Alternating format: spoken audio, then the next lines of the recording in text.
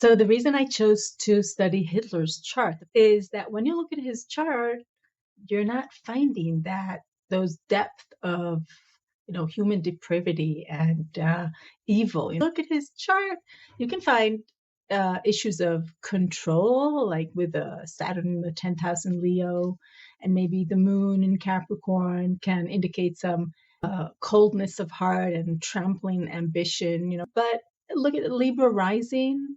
This person, is like a person who wants to get along with others, who is peace seeking and likes good rapport with others. Then the chart ruler is Venus, right? So Venus is in the 7th house of relationship, and it's in her own sign, Taurus. Calm, very strong Venus, the goddess of love and the arts. Then you have the sun itself in the 7th house of relationship. I'm not seeing Adolf Hitler here, to tell you the honest truth. But when you look at the karmic story, starting with the placement of the south node of the moon, that's when the darkness comes up. And that's where evolutionary astrology, or any astrology that takes into account the nodes of the moon, that's where astrology really works, I believe. So let's dive right in. So Hitler's south node of the moon lies in Capricorn, suggesting a drive toward accomplishment, hunger for control, this underlying mood of loneliness, of self-sufficiency. Don't forget that we're talking about the south node, about the unresolved karma. Therefore, we're going to accentuate the negative.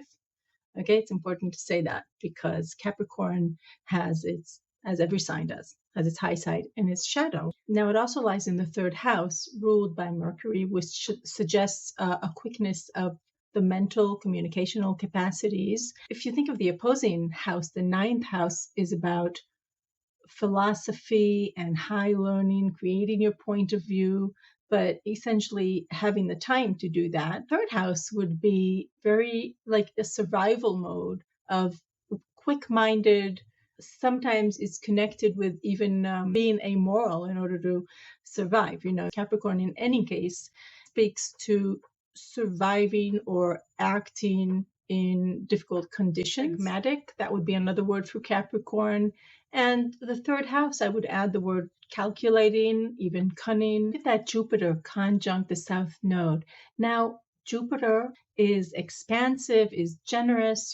Jupiter is the king of the gods. It's about abundance. But let's look at it in the context of what we just said, where there's this control and competitiveness, and then Jupiter expands that, and Jupiter tends to help you along. I get a feeling of wanting it big. There's this hunger for material wealth, wanting to have a lot of control. And tying it back into the 3rd house, I would say with Jupiter, bringer of luck, in general, something jovial and more positive. This would indicate excellent abilities in the area of rhetoric and persuasion, right? Sounds familiar. But the next step is a really big one to fledge out the story, because the ruler of the south node, Capricorn, is Saturn, right? And where is Saturn? In the 10th house in Leo. So we get double confirmation of a person who has risen to the top, or at least had ambition to do that.